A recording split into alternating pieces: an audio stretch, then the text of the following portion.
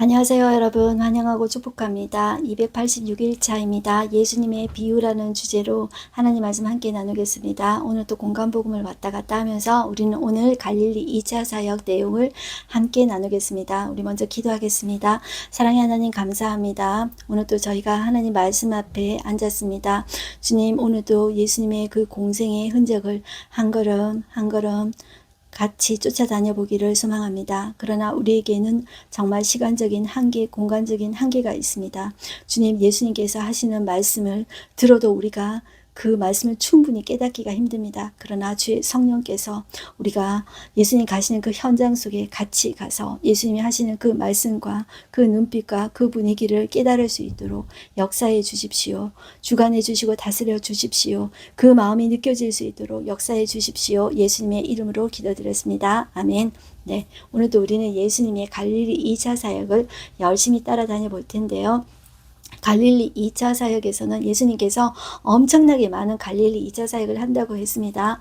예수님께서 얼마나 많은 사역을 하셨을까? 왜 이렇게 많아 생각하지 마시고 정말 열심히 너무너무 열심히 하셨구나.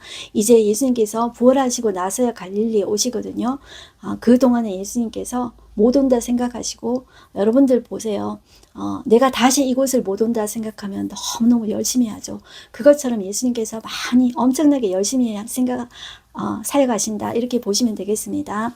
예수님은 열심히 하시는데 여전히 이 바리새인들과 서기관들 율법 교사들은 예수님을 트집 잡으려고 눈으로 이렇게 막 째려보면서 꼬투리 잡으려고 쫓아다니고 있다. 눈 째려보면서 감시하고 있다. 이렇게 보시면 되겠습니다. 자, 그런 가중에서도 예수님은 하나님의 나라를 선포하시는 거예요. 하나님의 나라가 시작되었다. 하나님이 왕으로 다스리신다. 하나님이 왕으로 다스릴 때 사탄의 세력이 물러가고 병들이 물러가는 거예요. 예수님이 하나님 나라의 왕으로 오실 때 여러분들 이러한 일들이 일어나게 됩니다. 예수님을 내 마음에 영접할 때 이런 일들이 시작하게 되는 것입니다. 자, 그렇게 예수님께서는 열심히 사역하시고 오늘 끝부분에서는 예수님께서 갈릴리 호수를 건너가십니다. 자, 거기에 요단 동편을 그 시대에 예수님 시대에 데가볼리라고 했거든요. 그 데가볼리는 10개의 도시라는 뜻입니다. 거기에 거라사라는 하나의 도시가 있습니다. 거기에 귀신 들려서 미친 사람이 있었습니다. 그 사람을 불쌍히 여겨서 고치신 그 예수님이 계십니다. 우리는 오늘도 그 현장 속으로 들어가서 한번 살펴보겠습니다. 먼저 우리는 누가복음 12장을 펼치겠습니다. 누가복음 12장에 보시면 자, 바리새인들의 외식을 주의하라 라는 말씀이 나오는데요. 자, 예수님의 반대자들의 그 적대심이 계속 이렇게 수위를 높여가는 거예요. 그런데 이 예수님뿐만 아니라 예수님의 제자들에게도 그런 것들이 위협이 되는 거예요. 거기에서 예수님은 바리새인들의 외식을 주의하면서 너희가 무엇에 집중해야 되는지 아느냐? 그것을 말씀해요. 그것이 제자도라고 할 수 있어요. 본질에 집중하라는 거예요. 그 사람들을 바라보지 말고 부풀리는 거 그거 바라보지 말고 하나님 바라보면 된다는 거예요. 두려워해야 될 존재 그게 하나님이에요. 하나님 바라보면 사람들이 위협해도 괜찮다는 거예요.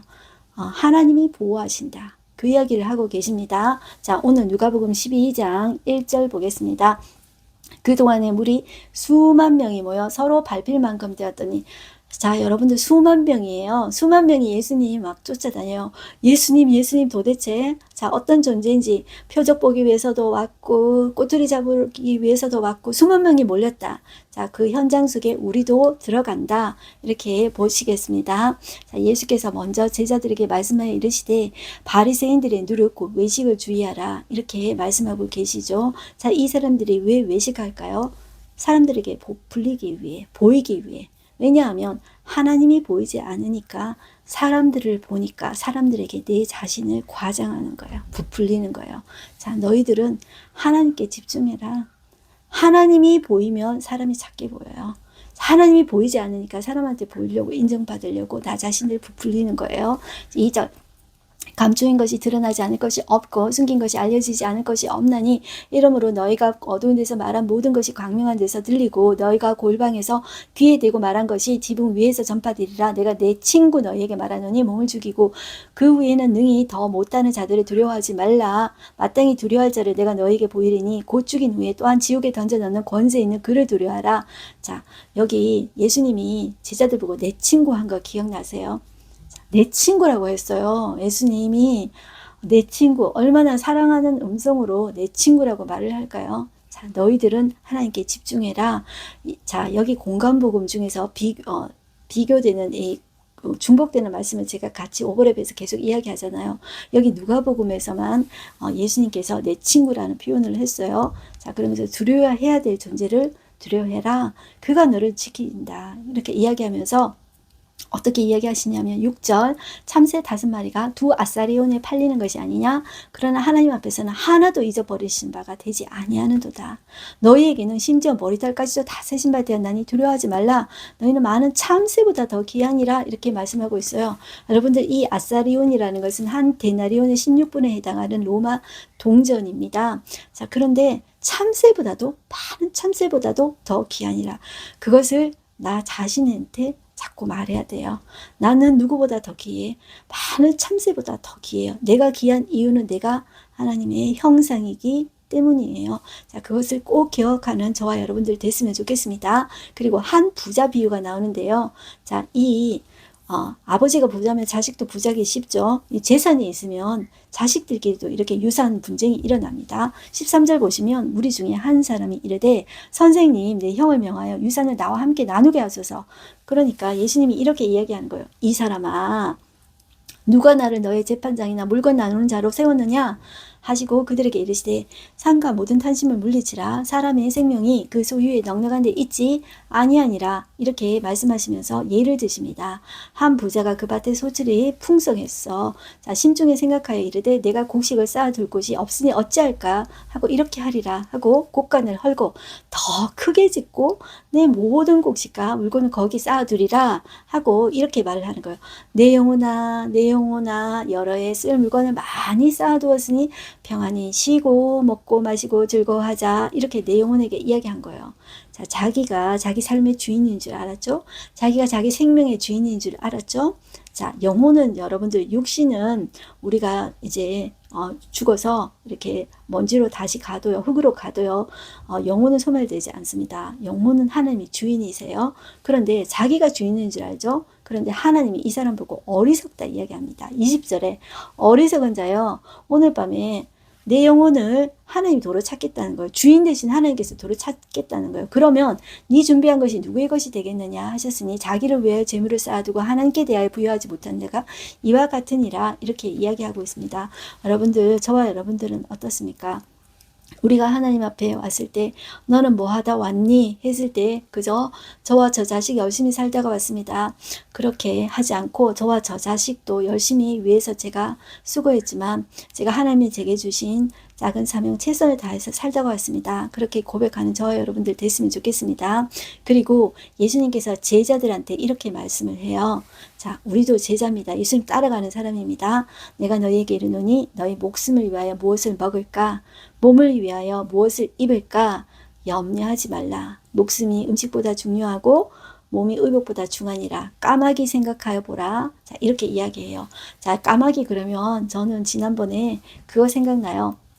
하나님이 까마귀 새끼가 음식 못 구하잖아요. 그런데 새끼도 먹을 것이 없어서 오락가락 할 때 하나님께서 그 까마귀 새끼조차 먹이시는 분이 바로 하나님이래요. 그런데 하나님은 그 까마귀 새끼보다도 더 소중하대요. 우리가 아까 많은 참새보다 더 귀하다 그랬죠. 너희는 까마귀보다 더 귀해. 이렇게 이야기해요.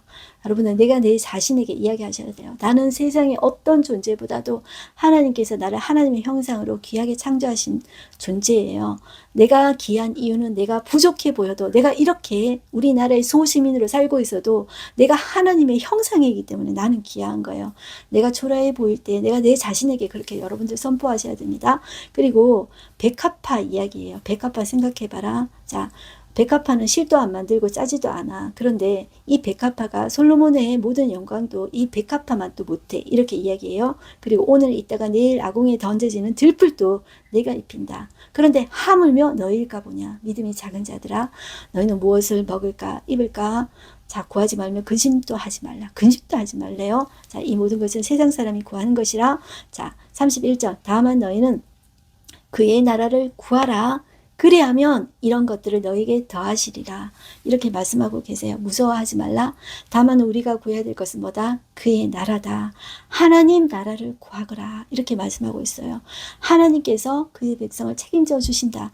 하나님께서 하나님의 자녀를 책임져 주신다. 이렇게 말씀하고 계십니다. 그러니 두려워하지 말아라. 이렇게 이야기하고 있어요. 자, 그렇게 연결하시면서 예수님께서 오실 때를 이야기하면서 깨어 준비하고 있으라. 이렇게 이야기하고 계세요. 자, 예수님께서 십자가에 돌아가시고 죽으시고 나서 다시 이제 초림하신 예수님께서 다시 재림하거든요. 그때를 생각하면서 예수님께서 깨어 준비하고 있으라. 이렇게 이야기하시는데 두 가지 예를 들어요.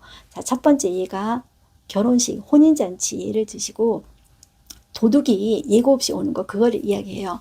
자, 우리는 결혼식이 이 이스라엘과 다르잖아요. 자, 우리는 낮에 결혼식 하잖아요. 그런데 이 이스라엘의 결혼식을 잠깐 설명을 드릴게요. 자, 만약에 신랑 신부가 정해졌어요. 그러면 자, 신부 집에서 약혼식을 해요. 그 약혼식을 할 때 신랑의 부모님이 신부를 잘 키워주셨습니다. 감사합니다. 그래서 이제 지창금을 드려요. 드리고 이제 신랑이 신부한테 이제 약속의 선물을 줘요.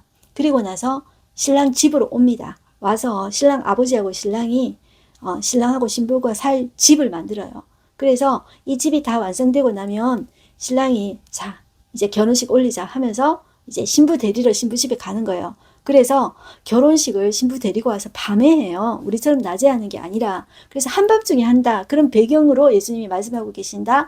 이렇게 생각하시면 되겠습니다. 그래서 35절 허리에 띠를 띠고 등불을 켜고 서 있으라. 너희는 마치 그 주인이 혼인집에서 돌아와 문을 두드리면 곧 열어주려고 기다리는 사람과 같이 되라. 주인이 와서 깨어있는 것을 보면 그 종들은 복이 있으리로다. 이렇게 말씀하고 있죠. 자, 38절 주인이 혹 2경이나 3경에 이르러서도 종들이 그같이 하고 있는 것을 보면 그 종들은 복이 있으리로다. 2경이나 3경이 어떤 시간이냐면 이 지금 로마 지배하이죠. 이 로마식 시간은 어떠냐면 밤을 여러분들 이렇게 4시간으로 나눕니다. 1경, 2경, 3경, 4경. 이제 유대식 시간은 밤을 이제 4시간씩 해서 1경, 2경, 3경 이렇게 나눠요. 그래서 2경, 3경이라는 것은 로마식으로 말하자면 9시에서 밤 9시에서 새벽 3시까지. 자, 유대식으로 말하자면 밤 10시에서부터 새벽 6시까지, 그 다음날 새벽 6시까지예요. 일단 이제 밤에 결혼식 한다 보는 거예요. 자, 그렇게 이야기하는 거예요. 밤에 그렇게 결혼식 하는 거예요. 그런데 종들이 깨어 있는 것을 보면 그 주인이 상급을 주시겠다. 이렇게 약속하고 있어요. 그리고 도둑이 어느 때 이럴 줄 알았더라면 그 집을 뚫지 못하게 준비하고 있었으리라. 그러면서 깨어 있으라. 이렇게 이야기하고 계세요. 자, 41절 보시면 베드로가 여짜오되 주께서 이 비유를 우리에게 하심이니까 모든 사람에게 하심이니까. 자, 전에도 예수님께서 이렇게 하셨잖아요. 무리에게 말씀은 하셨지만 구체적으로 못 알아들으니까 무리에게 자세하게 이야기하지 않으셨어요. 무리는 어차피 그 말씀이 무리예요. 자, 무슨 말인지 아시겠죠? 무리에게는 무리예요. 그런데 제자들에게 해석해 주시고 분명히 메시지를 전하셨어요. 베드로가 이거 우리에게 하시는 말이에요? 깨어 있으라 우리에게 하는 말이에요? 다시 물어본 거예요. 자, 예수님은 단답형으로 잘 이야기를 안 해줘요. 저는 단답형이 좋은데 예수님은 이렇게 설명이 길어요. 42절 보시면 주께서 이르시되 지혜 있고 진실한 청지기가 되어 주인에게 그 집 종들을 맡아 때를 따라 양식을 나누어 줄 자가 누구냐? 자, 이 말은 너희 제자들이 지혜 있고 진실한 청지기가 되어야 된다. 이 말입니다. 무슨 말인지 아시겠죠? 무리에게는 어차피 못 알아들어요. 깨어있으라 해도 못 알아들어요. 어차피 깨어있지 않기 때문에, 자기 때문에 무리에게는 예수님을 아무리 증거해봐도 들어가지가 않아요. 그런데 하나님의 때에 이제 예수님을 받아들이는 사람들이 있죠. 자, 그리고 예수님의 말씀을 따라가기로 한 제자들 있죠. 그 사람들에게 이제 들리는 거예요.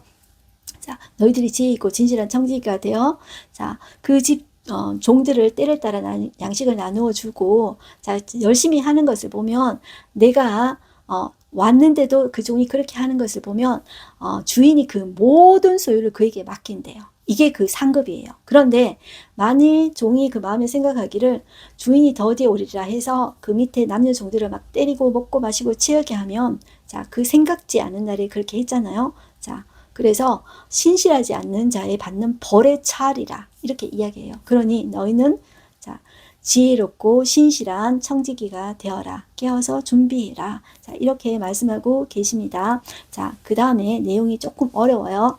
자, 내가 불을 던지러 분쟁을 일으키러 왔다. 이렇게 말을 하고 있죠. 40 여러분들 9절에 보시면 내가 불을 땅에 던지러 왔노니 이 불이 이미 붙었으면 내가 무엇을 원하리요? 자, 여기에 이 불은 예수님이 하실 불 심판을 이야기합니다. 자, 세례요한이 심판을 선포했다고 하지만 예수님의 영생의 메시지를 받아들이지 않는 사람은 결국 끝에는 심판을 받게 되는 것입니다. 그래서 그것을 불심판이라고 예수님은 말씀하고 있고요. 50절에 보시면 나는 받을 세례가 있으니 그것이 이루어지기까지 나의 답답함이 어떠하겠느냐. 자, 예수님의 공생애를 시작하시면서 죄인들이 받는 세례를 받으심으로 시작하셨습니다. 그 말은 예수님께서 자신이 죄인이 아니잖아요. 그런데 죄인들을 죄를 다 덮어쓰고 예수님께서 십자가 질 것을 의미한다. 이렇게 보시면 돼요. 예수님께서 받을 세례는 바로 죄인처럼 십자가 처형을 당하실 것을 이야기하는 거예요. 그래서 나의 답답함이 어떠하겠느냐. 이것은 예수님은 100% 하나님인 동시에 100% 인간의 육신의 몸을 입고 있어요. 인간의 육신의 몸을 가지고 예수님의 답답함을 이야기하고 있다. 이렇게 보시면 돼요. 51절 보시면 내가 세상에 화평을 주려고 온 줄 아느냐? 내가 너희에게 이르노니 아니라 도리어 분쟁하게 하려 함이로다. 이 말이 좀 어렵죠. 왜냐하면 예수님이 산상수훈할 때 화평케 하는 자는 복이 있나니 그렇게 해놓고 우리 보고 무슨 화평케 하라고 그래 놔놓고는 뭐 예수님은 분쟁하려 하게 하고 왔다고? 도대체 이건 뭐야? 예수님 이중인격자 아니야? 자, 이렇게 생각할 수 있는데요. 자, 이것은 무슨 말이냐 하면 여기서 분쟁하려 함이로다. 이 말은 우리나라 말로 분쟁인데요.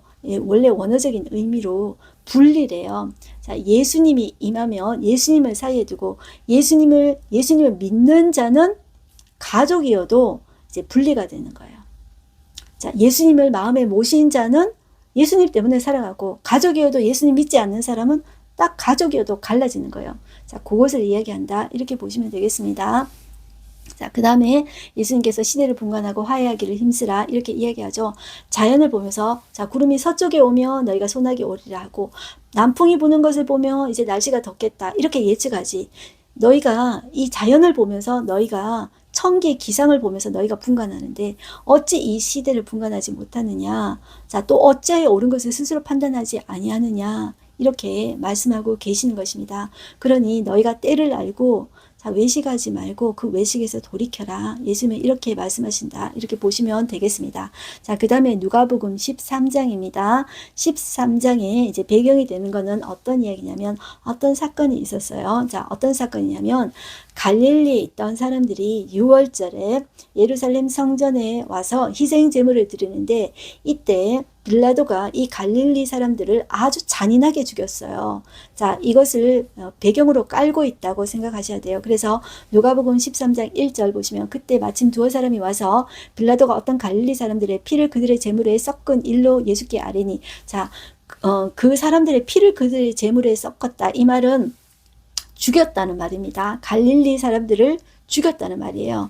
자, 죽였는데 이런 투라는 것을 아셔야 됩니다. 여러분들, 그 빌라도가 잔인하게 죽였습니다. 그 말을 투로 하는 것이 아니라 자, 그 사람들이 갈릴리 사람들이 죄가 있어서 빌라도에게 죽임을 당했습니다. 마치 욥의 친구들처럼 욥이 죄가 있어서 이것을 당했습니다 하는 것처럼 그렇게 말을 했다는 거예요. 자, 그러니 예수님이 어떻게 이야기하시냐면 2절 대답하여 이르시되 너희는 이 갈릴리 사람들이 이같이 해받음으로 다른 모든 사람들보다 죄가 더 있는 줄 아느냐? 너희에게 이르노니 아니라 너희도 만일 회개하지 아니하면 다 이와 같이 망하리라.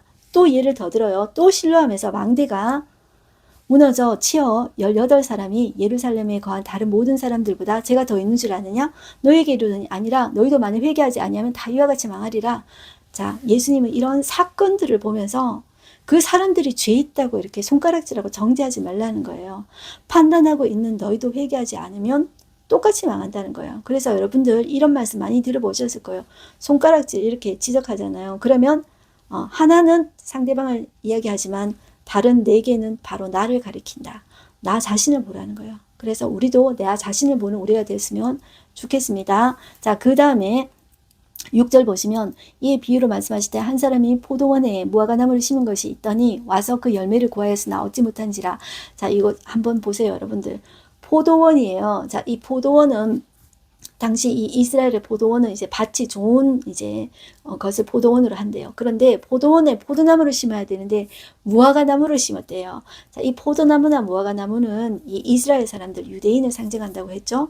그런데 자, 이 열매를 열매 철도 아닌데 열매를 구한 것이 아니라 자, 잘 가꾸어서 몇 년 뒤에 3년의 기간을 지난 다음에 열매를 얻을 때가 되었어요. 그런데 열매를 얻지 못한 거예요. 자, 그래서 이 주인이 포도원 지기한테 이렇게 이야기해요. 내가 이 3년 동안 이 무화과 나무를 잘 가꾸었는데 자, 그런데 열매를 얻지 못했네. 이 열매라는 것은 회개의 열매를 이야기하는 것입니다. 지금 이 바리새인들이 외식하고 회개 열매를 맺지 않잖아요. 그것을 연결해서 보셔야 되겠습니다. 그래서 회개하지 않는 거예요. 그러니 찍어버려라 이렇게 이야기하는 거예요. 그런데 이 포도원 지기가 금년에도 그대로 두셔서 내가 두릅하고 걸음을 줄이니 자, 이것은 이제 성령을 통해서 은혜를 베풀어 주리니 자, 다시 한 번 더 기회를 주십시오. 이후에 만일 열매가 열면 좋으려니와 그렇지 않으면 그때 찍어버리소서 이렇게 말씀하신 것이죠. 자, 이것은 예수님께서 이렇게 인내하고 이렇게 예수님께서 말씀하시고 끝에 갔을 때 끝까지도 돌아오지 않으면 결국 찍어버린다는 거예요. 그러니 그 전에 그 외식에서 돌이키고 회개의 열매를 맺으라. 그 말씀이다. 이렇게 보시면 되겠습니다. 그 다음에 우리는 지난 시간에 했던 것과 좀 비교가 되는데요. 이게 똑같은 내용입니다. 갈릴리 2차 사역의 핵심은 하나님의 나라라고 했는데요. 자, 누가복음 13장 18절에서 21절 말씀은 겨자씨와 누룩 비유인데요. 이것은 우리가 지난 시간에 했던 말씀입니다. 그래서 그냥 넘어가고요. 자, 이제 다른 주제로 바뀝니다. 누가복음 8장으로 오십니다. 누가복음 8장 19절에서 21절은 예수님의 어머니와 동생들이 나타나는데요. 자, 이들이 와서 마치 예수님과 이 제자들한테 시위하듯이 옵니다. 형 그럴 수 있어요? 형이 아버지도 없는데 우리 가족 건사하고 책임져야 되지 않나요? 형 뭐 이런 거예요. 도대체 미친 것입니까? 도대체 뭐 하는 것입니까? 이렇게 시위한다고 이렇게 보시면 돼요. 자, 그것이 여러분들 우리 다음에 나타나거든요. 이때 시위하고 했던 야고보와 이 유다가 나중에는 예수님의 부활하신 예수님을 만나고 예루살렘 교회의 지도자들이 됩니다. 그런데 지금은 예수님의 공생애 때는 이런 식으로 이렇게 시위를 하고 예수님이 하시는 행동에 대해서 받아들이지 못했어요. 자, 8장 누가복음 8장 19절 보시면 예수의 어머니와 그 동생들이 왔으나 무리로 인하여 가까이 하지 못하니 어떤 이가 알리되 당신의 어머니와 동생들이 당신을 보려고 밖에 서 있나이다. 예수께서 대답하여 이르시되 내 어머니와 내 동생들은 곧 하나님의 말씀을 듣고 행하는 이 사람들이라 하시니라. 자, 이 말씀은 예수님 말씀하신 이제 의도를 좀 아셔야 돼요. 자, 요거하고 같은 병행 본문이 마태복음 12장 46절에서 50절입니다. 마태복음 12장 46절에서 50절 말씀인데요. 자, 50절 끝부분을 보겠습니다. 누구든지 하늘에 계신 내 아버지의 뜻대로 하는 자가 내 형제요 자매요 어머니이라 이렇게 이야기하셨죠.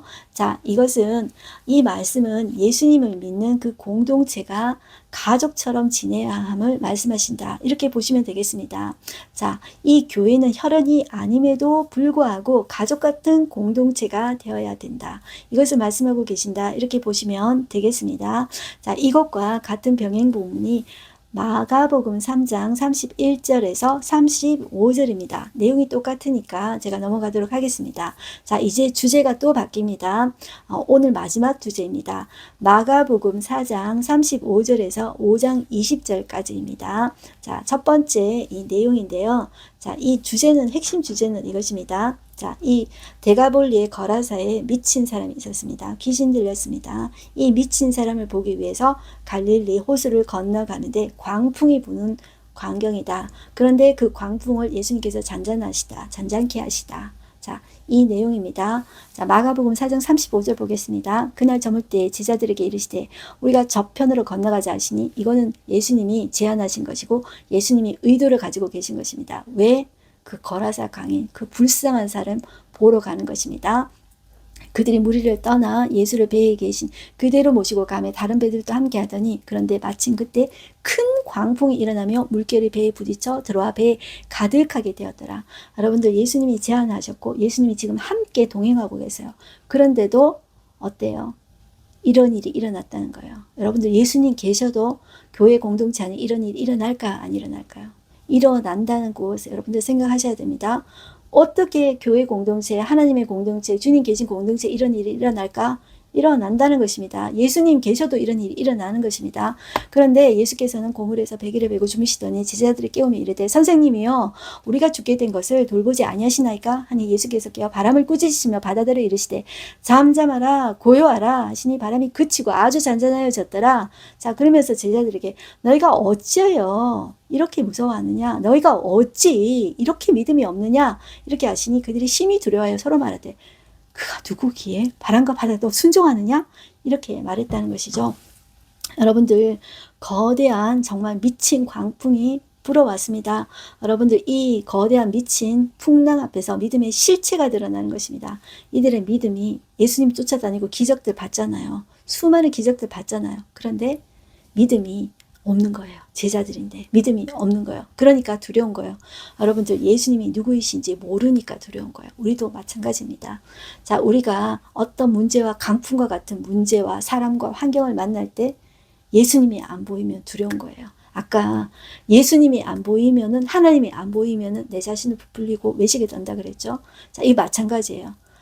예수님이 안 보이니까, 예수님이 누구이신지 제대로 모르니까 그 광풍에 두려워서 벌벌벌벌 떠는 거예요. 자, 이런 일이 있었어요. 자, 이제 본격적으로 들어가서 마가복음 5장에 가시면 귀신 들린 사람이 나옵니다. 이 사람이 군대 귀신 들렸어요. 자, 5장 1절 보시면 마가복음입니다.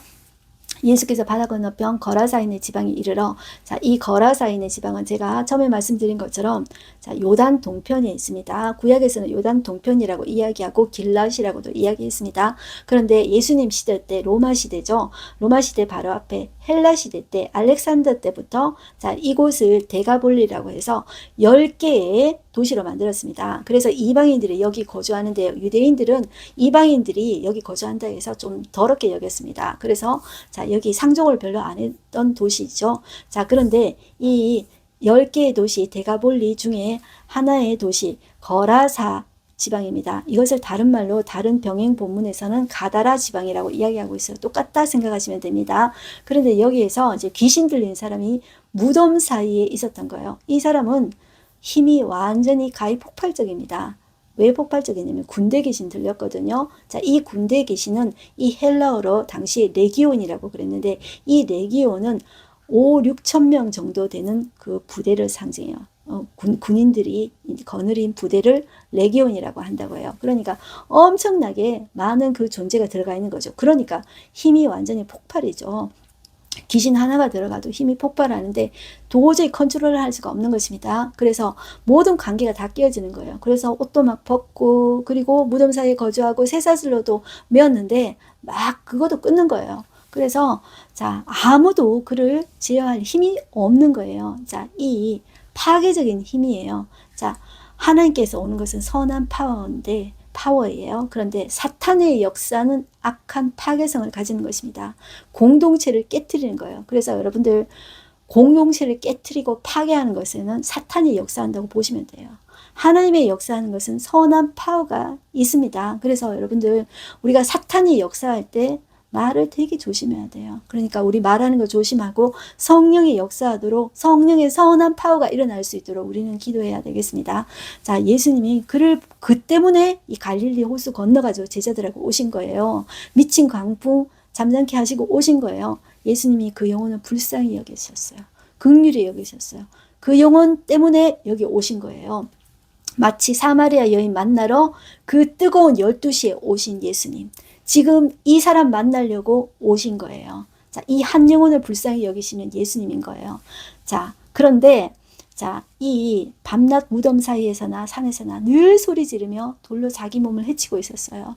자, 이 귀신 들리는 끝판왕 끝에는 자해예요. 자해. 자, 그래서 자, 이 아파트 옥상까지 데리고 가서 너 뛰어내려. 그리고 차 막 오는데 너 들어가. 이렇게 자해를 시켜요. 이 귀신은 생명의 역사를 일으키지 않아요. 죽임의 역사를 일으켜요. 파괴시켜요. 귀신의 역사는. 그래서 생명의 역사가 일어났냐, 파괴시키는 역사가 일어났냐 보면은 누가 역사하는지를 우리가 알 수가 있는 거예요. 우리가 그래서 공동체 안에도 그런 분별력이 있어야겠습니다. 자, 그래서 자, 이렇게 파괴하고 있어요. 자기 자신을 자해해요. 그가 멀리서 예수를 보고 달려와 절하며 큰 소리로 부르짖어 이르되 지극히 높으신 하나님의 아들 예수여, 나와 당신이 무슨 상관이 있나이까? 원하건대 하나님 앞에서 맹세하고 나를 괴롭히지 마소서.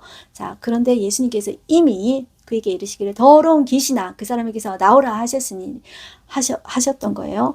자, 이르시되 자, 네 이름이 무엇이냐? 이르되 내 이름은 군대니 우리가 많음이니이다. 그러면서 자기를 그 지방에서 보내시지 말기를 구한 거예요. 그리고 마침 거기 큰 떼가, 돼지떼가 있었는데 2,000마리 정도 된 거예요. 우리를 돼지떼에 들어가게 하소서. 그래서 허락했는데 돼지떼에 들어가서 그 돼지떼가 자, 여러분들 그 바다를 향해서 비탈로 내리달아서 몰사한 거예요. 그래서 그 치던 자들이 도망해서 읍내와 여러 마을에 가서 다 말했어요. 사람들이 다 보러 구경 나온 거예요.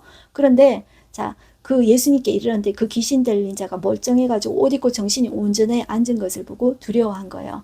자, 이에 귀신 들렸던 자가 당한 것과 돼지의 일들을 본 자들이 그들에게 알림해 그들이 반응이 뭐냐면 그 지방에서 떠나가시기를 강구하더라. 이렇게 이야기해요.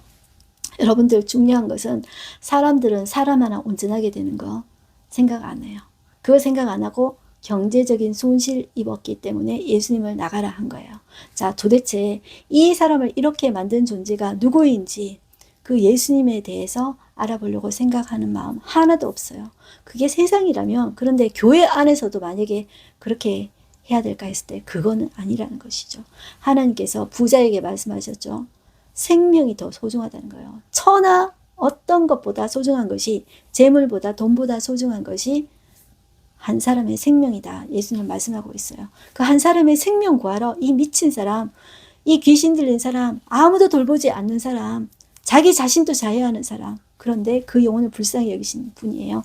그런데 이 사람이 있잖아요. 18절에 보시면 예수님이 배에 오시는데 이 사람이 따라오는 거예요. 자, 그래서 함께 따라가고 싶다고 함께 있기를 간구했는데 예수님이 허락하지 않으시고 너는 집으로 돌아가서 주께서 네게 어떻게 큰일 행하사 너를 불쌍히 여기신 것을 네 가족에게 알리라. 그가 가서 예수께서 자기에게 어떻게 큰일 행하신지를 온 데가볼리에 다 전파하니 모든 사람이 놀랍게 여기더라. 이렇게 이야기하고 있습니다. 여러분들, 자, 병행 본문에 똑같이 나옵니다. 마태복음 8장 23절에서 34절까지 내용이 동일한 내용이 나옵니다. 그런데 여기는 자, 이 가다라 지방에 가셨는데 이 귀신 들린 사람이 2명이라고 나옵니다. 자, 가장 먼저 쓰여진 것이 마가복음이라고 생각하시고, 자, 이 마태는 그 뒤에 쓰여진 것입니다. 그런데 왜 2사람이라고 했는지 저도 그 이유는 제가 제자도 아니고 학자도 아니고 그래서 제가 아무리 알아보려고 해도 알 수가 없습니다. 그냥 숫자는 달라요. 그런데 이제 숫자에 상관없이 내용은 동일하다. 이렇게 보시면 되겠습니다. 자, 사람들은 여러분들 예수님의 초자연적인 이런 능력, 이것을 보고 떠나기를 구하는 거예요. 예수님이 누구이신지 관심을 가지지 않는 거예요. 사람들은 오로지 그들의 재산, 돈, 이거에만 관심이 있는 것입니다. 여러분들 세상 사람들은 그렇습니다. 그렇지만 우리는 그러면은 안 됩니다. 자, 이 누가복음 그 다음에 8장 22절에서 39절 똑같은 내용이니까 동일하다고 이렇게 보시면 되겠습니다. 오늘 하루 한 절 말씀 보겠습니다. 그동안에 무리 수만 명이 모여 서로 밟힐 만큼 되었더니 예수께서 먼저 제자들에게 말씀을 이르시되 바리새인들의 누룩 곧 외식을 주의하라 고 말씀하고 계십니다. 자, 이 외식은 뭐냐면 겉으로는 거룩하게 보이는데 그 내면은 하나님이 없어요. 자, 그러니 하나님 사랑하는 마음이 없어요. 그래서 마음이 더러운 거예요. 탐욕으로 가득 찼어요. 자, 누룩이 부풀리는 힘이 있는 것처럼 외식도 부풀리는 힘이 있어요. 우리는 보이기 위해 내 자신을 부풀리기 위한 삶이 아닌 자, 본이 되는 삶, 내 마음에 예수님이 중심이 있어서 자, 그런 이제 내 자신을 부풀리는 것이 아니라 자, 하나님께 집중하는 삶, 예수님께 집중하는 삶, 말씀에 집중하는 삶을 살아가십시다. 우리 기도하겠습니다. 하나님 아버지 감사합니다. 오늘 또 예수님의 갈릴리 행적을 보았습니다. 예수님의 가는 곳마다 바리새인들이 따라 붙으면서 예수님을 노리고 있었지만 예수님은 그들조차 사랑하셨습니다. 그리고 하나님의 나라를 선포하셨습니다. 그리고 예수님이 이 거라사 광인을 불쌍히 여기신 것을 볼 수 있습니다. 그 미친 사람, 자해하는 사람, 그냥 두어도 될 사람, 아무도 불쌍히 여기지 않고 가족에게도 버림받은 사람입니다. 그러나 그 한 사람 고치시기 위해서 갈릴리 호수를 건너서 돼지 2,000마리보다 더 소중한, 세상의 그 어떤 것보다도 소중한 그 한 사람을 살리십니다. 그 한 사람은 자신의 가치가 그런 존재, 돼지보다도 더 소중하다는 것을 알았습니다. 주님, 우리는 그렇습니다. 우리는 세상에 있던 어떤 그 물질, 수많은 물질보다 우리 자신이 더 귀하다고 주님을 말씀하십니다. 내가 너를 위해서 내 생명을 던지노라.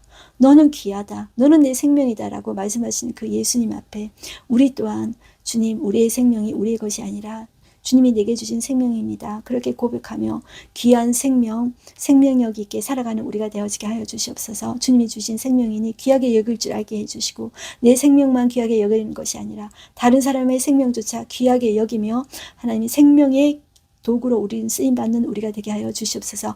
하나님의 자녀로 우리가 예수 그리스도의 증인으로 살아내는 우리가 되게 하여 주시옵소서. 예수님의 이름으로 기도드렸습니다. 아멘. 여러분들 오늘도 하나님의 자녀로 승리하십시오. 자, 화이팅입니다.